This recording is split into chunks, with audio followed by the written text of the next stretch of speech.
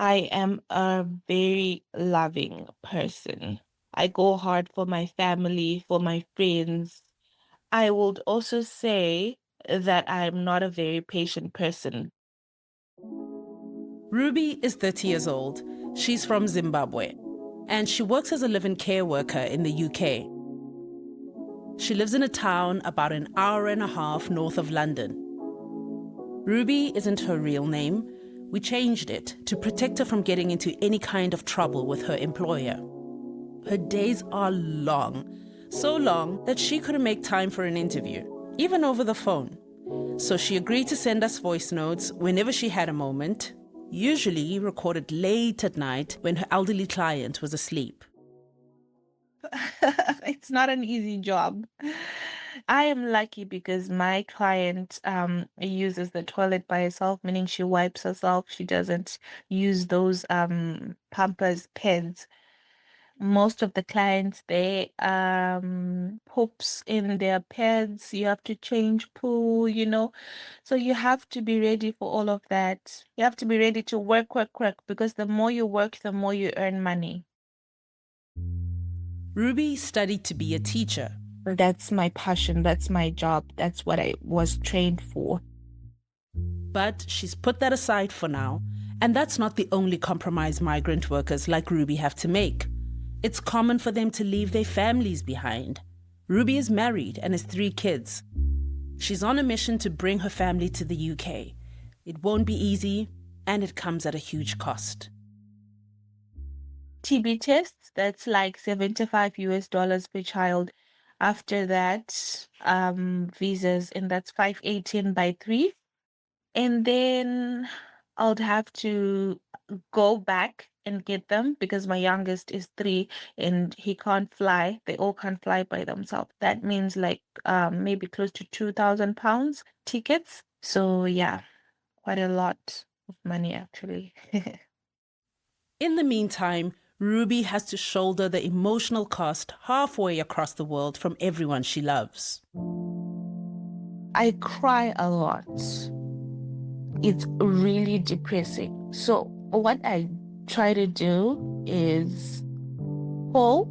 I call my mom, I call my friends, I call my husband, and express how I'm feeling. Sometimes I just call to cry.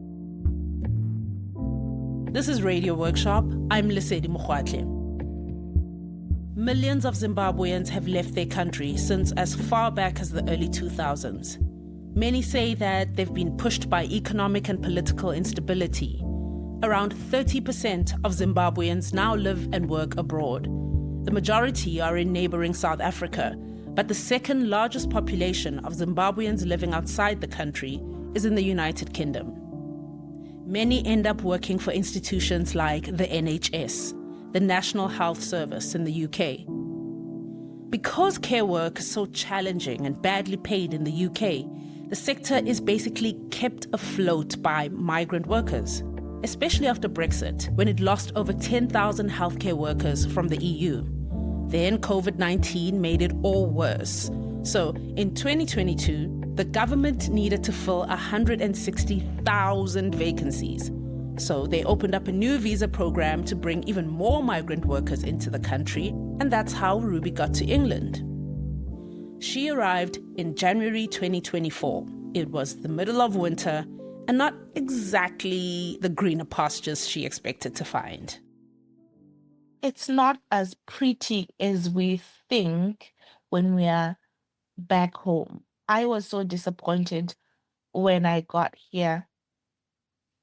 Everywhere, the same type of buildings. It wasn't really what I was expecting.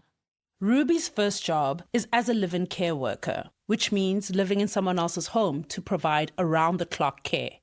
Her client is a woman in her 90s.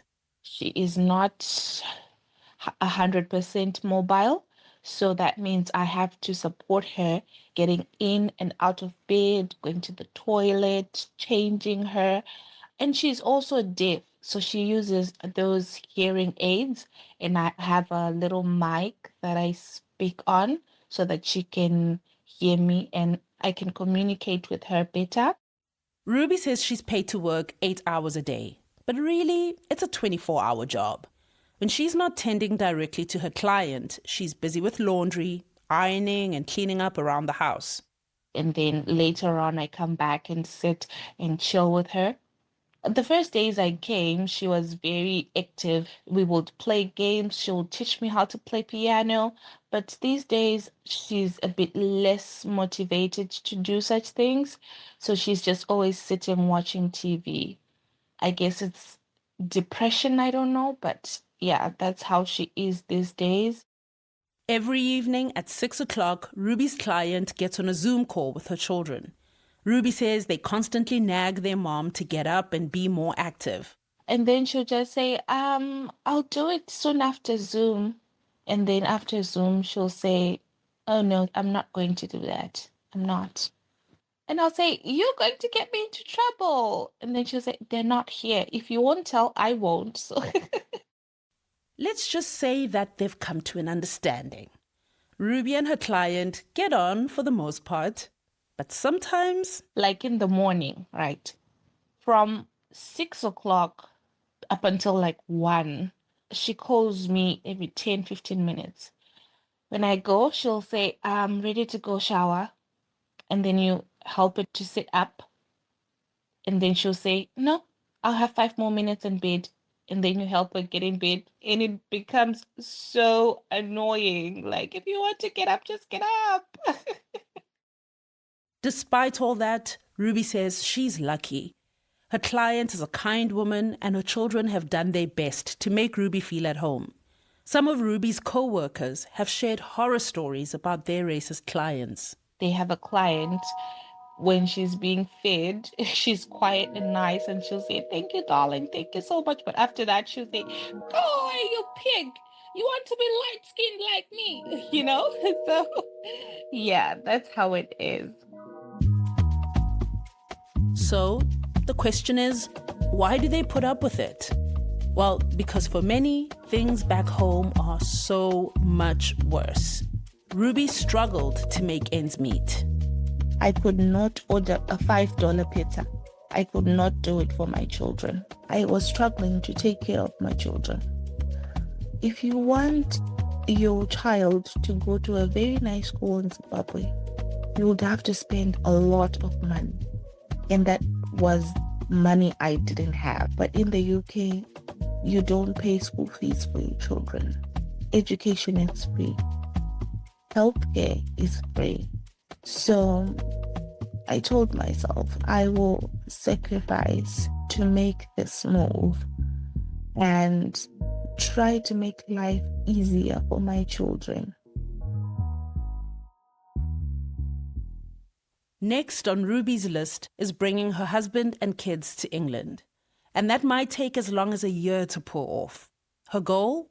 To have the whole family together by December 2024. And she thinks she can make it happen. But for now, Ruby's husband and their 3 kids are waiting back in Mount Darwin in Zimbabwe. That's where Ruby grew up. Ruby was the youngest of 3 sisters. Her dad was the breadwinner of the family. He was a physiotherapist, and the whole family lived in staff housing in a hospital complex. Ruby's fondest childhood memories are of her dad. I remember we used to go shopping every Saturday morning. We didn't have a car, so we would walk, like it was a long walk to the town. He'll buy everything and he'll come back home and make like a whole brunch.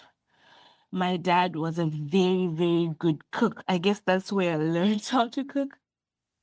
When she wasn't at home, Ruby was outdoors playing or getting up to no good. I would climb like the tallest trees. I would climb over walls. All those naughty stuff I would do. And my mom would be shouting, hey, come down, come down, come down. And I would not listen. I was so crazy. I used to fight a lot as well. In her teens, Ruby beat up any girl who was interested in her boyfriend Tinashe, who is now her husband. We've also changed his name. They met in high school and have been together ever since. He was one of those pretty boys. He was a rich kid driving a nice car, and a lot of girls would want him. Ruby got pregnant at 21. She was scared to tell her parents she was having a baby before she got married. Ruby snuck out of her family's house in tears. She was especially worried about what her dad would think. She was a self-proclaimed daddy's girl. But then she got a text from him. It said, "I hope you're okay. If you're not, come back home.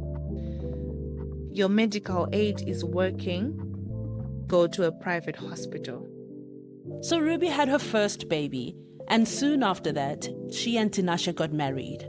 But they didn't have much time for fun and games, with financial stress and a baby to take care of. And then 2 babies, then 3. In fact, they've been parents for most of their relationship, so they don't get a lot of alone time. But that changed when Tinashe arrived in England in March 2024, 3 months after Ruby. He left the kids back home in Zim with his mom. Ruby says it felt good to have Tinashe around, even though she was busy working most of the time. It took a couple of months, but finally Tinashe got a job. So my husband is starting work today. Yay! He got a job working for a very big warehouse, Sainsbury warehouse, working night shifts. Because, sorry, because we're trying to get in the routine of when the kids come, he will have to work nights and stay with the kids during the day. That yawn you heard? That's because Ruby is exhausted. She gets 2 days off every now and then, or a week off every couple of months. And when she does get a break, she goes back to the single room she rents with Tinashe. I think we'll start looking for a house when we're ready for the kids to come over. But for now, it's good that we are renting out that one room because it saves us money.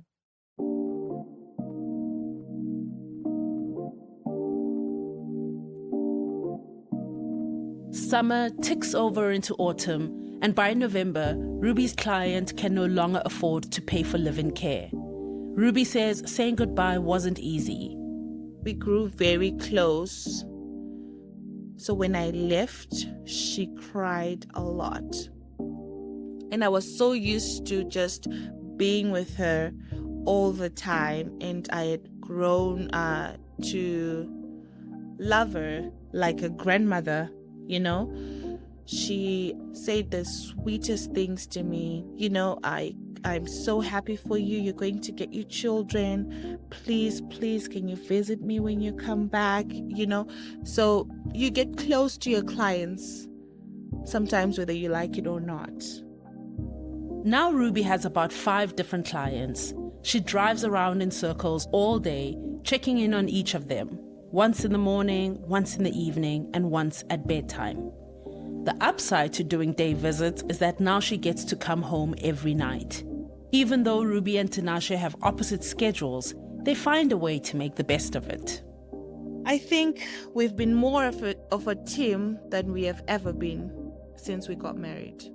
He starts work at 10 p.m. and finishes at 6, and I start work at 7.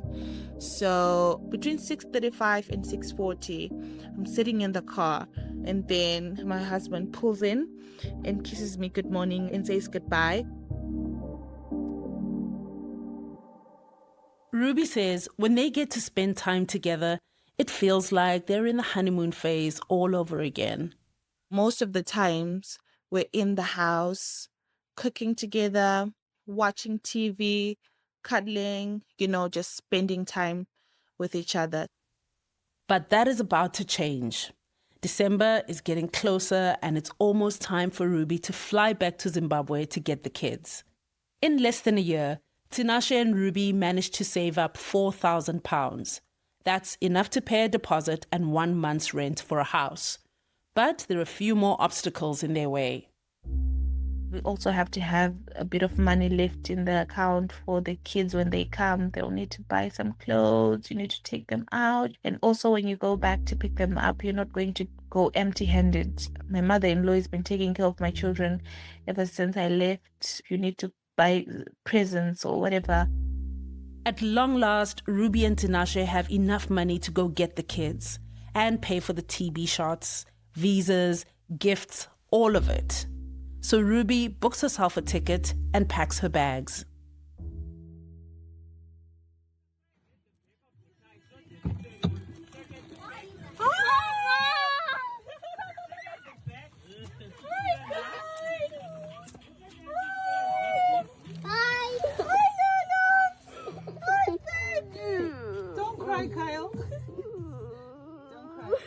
Her 8-year-old son, Kyle, couldn't stop sobbing while his younger siblings, Maita and Junior, jumped around in excitement and squeezed in for a hug.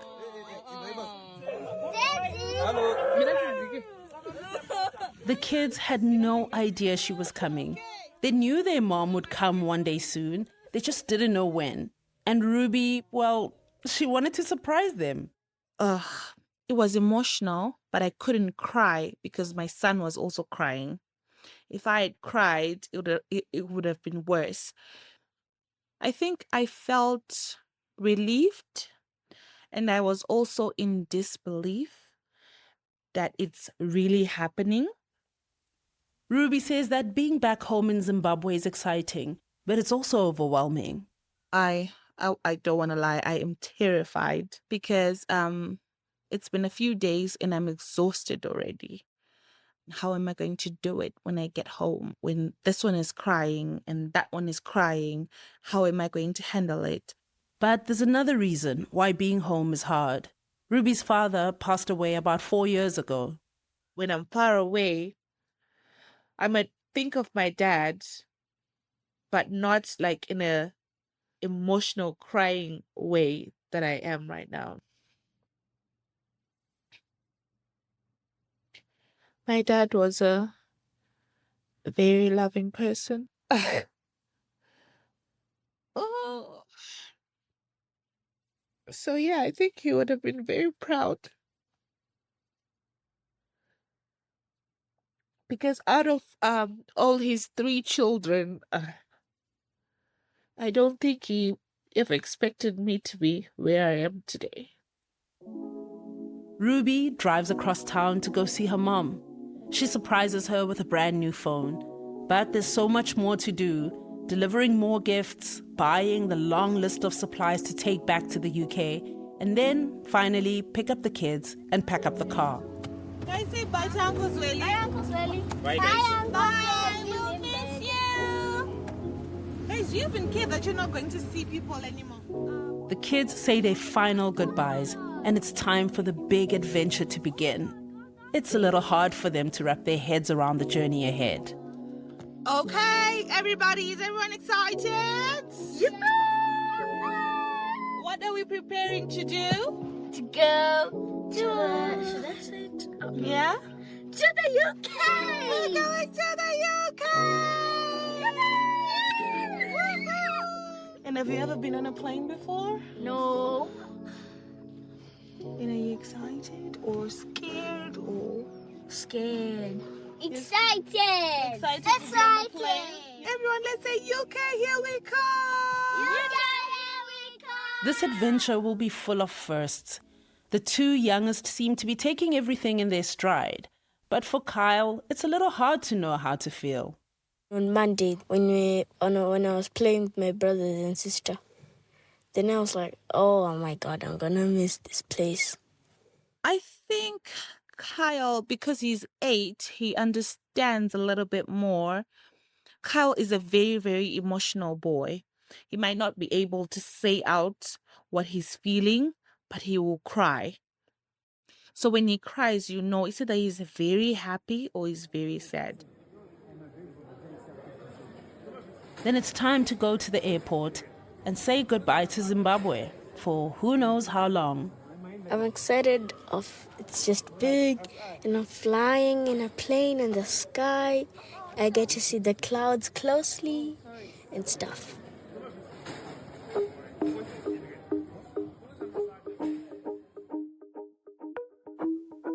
Ruby and the kids arrive in England in the middle of January. She filled her bags with cigarettes for Tinashe, wigs for herself, and cooking utensils for making sadza, Zimbabwe's staple food. All the things Ruby can't find in England, or can get for cheaper in Zimbabwe. But Ruby wonders if Tinashe is ready for the whirlwind that's about to hit their home. It might be difficult for him because, when it's just you guys, you can walk around the house naked. Or we used to wake up at like 11 or 12 or 3 o'clock, and that's going to change. This might be the end of Ruby and Tinashe's honeymoon, but it's the start of their new life as a family in the UK. If Ruby's visa came through just a few months later, it would have been a different story. A new law was passed in March 2024. It prevents migrant care workers from bringing their families along with them to the UK. So Ruby got in just in time. I know it's after Christmas, but I still have my Christmas tree up, all the lights up, and presents under the tree. I have their bedrooms all set up. And I'm also excited to take them out shopping. I want them to pick out the things that they want without saying, no, I don't have money for that. Ruby wants to do everything she can to help the kids fit in. I am terrified for them because they're going to see a whole lot of white people, especially at school. I worry a lot about racism at school. The school seems to be a very good school. I haven't seen any black person in the area that I'm staying. But when I went to meet my youngest son's teacher, she said she has a lot of children who are not British. So they will be fine. But you never know what to expect. A lot is about to change. In fact, a lot has already changed, even on a personal level. I thought I was not a patient person, but I am. And I thought I was a kind and loving person, but I didn't know to what extent. I have more love to give than I ever knew. Yeah, which is quite good. So, what's next? The plan is to stay in the UK until her kids are grown up.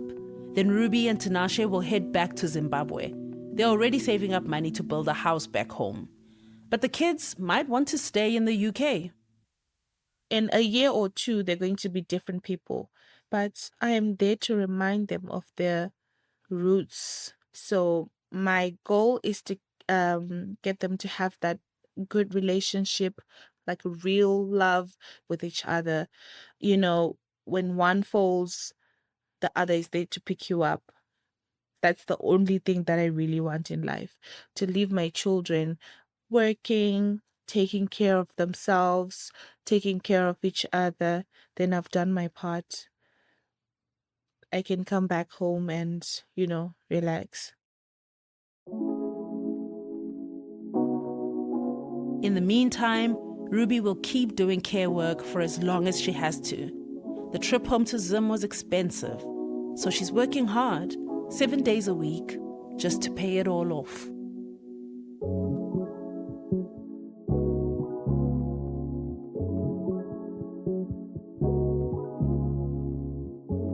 This episode was produced by Joe Jackson with support from reporter Martha O'Donovan.